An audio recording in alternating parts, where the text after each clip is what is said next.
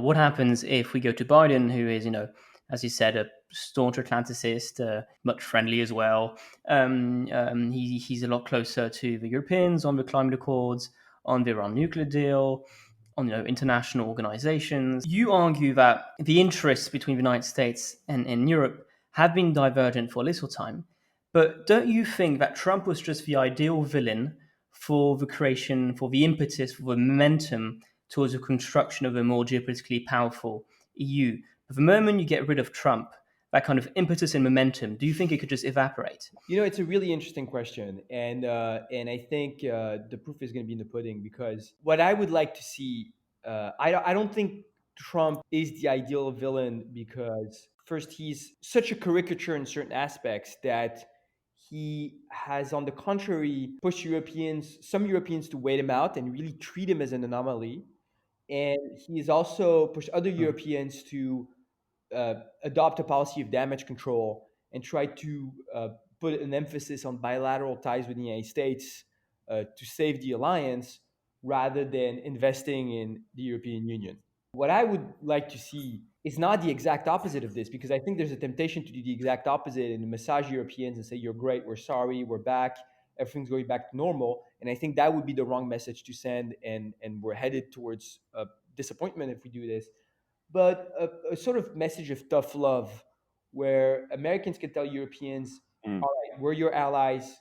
We want to exert leadership, but we can't do everything. And there are Mm. areas that are not our priority anymore, and you guys need to step up." Yeah. So, I mean, look, first, right now, the biggest uh, challenge for US foreign policy is the question of China. And this has been only accelerated by the pandemic. Mm. There's bipartisan consensus on this, but there's going to be a deep difference in method, I think, in the way the Trump presidency and the potential Biden presidency would approach this. Trump has, to his credit, put China at the forefront of US foreign policy. Has Mhm. even sort of imposed it on the conversation in Europe, but I think has chosen a very bilateral path in the way of dealing with Beijing, focusing more on trade agreements and sort of rebalancing trade deficits. He has this sort of very zero sum game approach to international trade, where if you have a deficit, you're a loser. If you have a surplus, you're a winner, which not a single economist agrees with. Very mercantilist approach to this. So his obsession has been to sort of rebalance the trade deficit with China. I think there's been a huge missed opportunity in this administration to work with Europeans. There was an EU-China summit last week and this week. And if you look at the language coming out of European authorities, it's so close to the concerns that come out of the United States. First, you Mm. have obviously concerns over human rights, Mm. the repression of Uyghurs, and the question of Hong Kong. You have the same concerns over technology theft, privacy.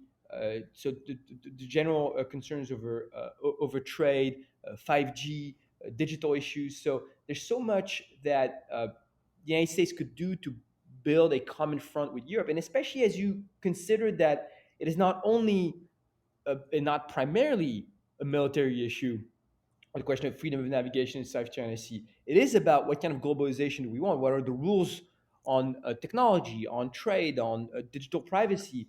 Then it's clear that having the European Union, not only member states, but actually Brussels on your side, is a major asset for US diplomacy. So I expect the Biden administration to put the same emphasis on the rivalry with China, but have probably a more transatlantic approach in dealing with this, and maybe also reigniting some forms of trade deal, a form of TPP, maybe not called this way, in the Pacific, and trying to find a way to move forward with Europeans.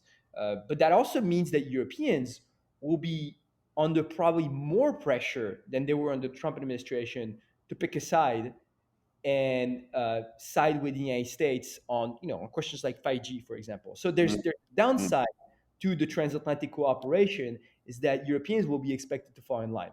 That's a first aspect. The second aspect that I think is a continuity is what I mentioned earlier, which is that there's going to be a major focus on U.S. domestic politics. So Mm. Mm. a limited attention span for some of the security concerns of Europeans on the neighborhood.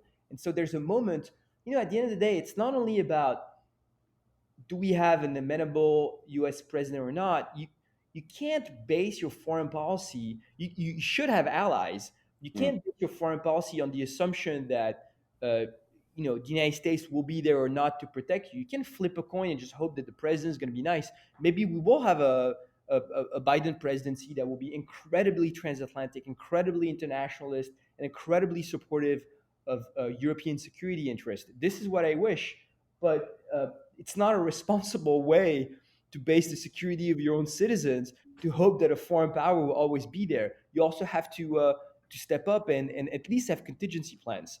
And so mm, this, by the way, the whole reasoning behind strategic autonomy, this theme that's been pushed forward by Macron, but also by some European authorities.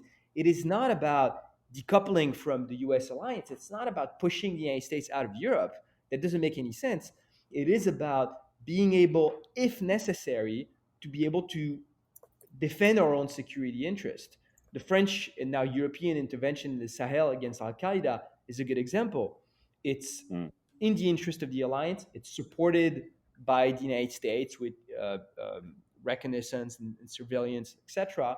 But it's led by Europeans because it's in the interest of the Europeans. It's not against the US. So it's not so much diverging interest as more differences of priorities.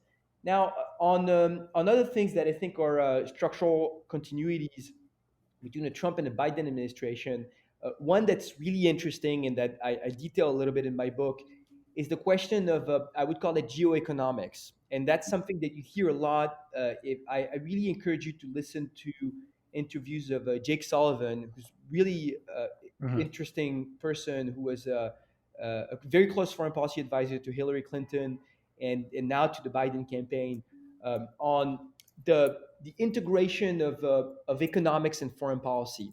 That means two things. There's a progressive element in this that Sullivan puts forth a lot, basically saying, well, if we want to compete with China in the long run, our greatest competitive edge will be innovation, research, foreign students, uh, and so we need to invest more in the R&D and innovation in the United States proper. And there's sort of a Cold War '60s element to it when you think about it, like the race to the moon, etc. Um, but there's also the idea that there's a deeper integration of traditional national security instruments and economic ones. That's what we call economic statecraft more and more in Washington. mm, The Treasury Department, the Ministry of Economics, basically, Treasury Department in the United States has really become also a foreign policy arm mm, in the US. Mhm. Part of the foreign policy establishment. You've seen the increasing reliance on sanctions in the US and the increasing sophistication of them, the more targeted sanction, the use of extraterritorial sanction that we've seen against Iran from this administration and previous ones. And I think that's something that you'll see more and more. There's a theme that's really popular right now among foreign policy circles left and right in Washington is the theme of kleptocracy and the mm, idea also that if you want to uh, sanction or push or punish bad international actors, you have to go after the money. And mm, sometimes the money is laundered in our own capital. It's laundered in the city of London. It's laundered in Mhm. Florida real estate, in European capitals, in Paris too. And so you have to seize assets. You have to go after international money laundering networks. And I think the United States is going to develop more and more sophisticated arsenal to go after that. So that's a trend that you already see under this administration that you'll see more and more in the next one.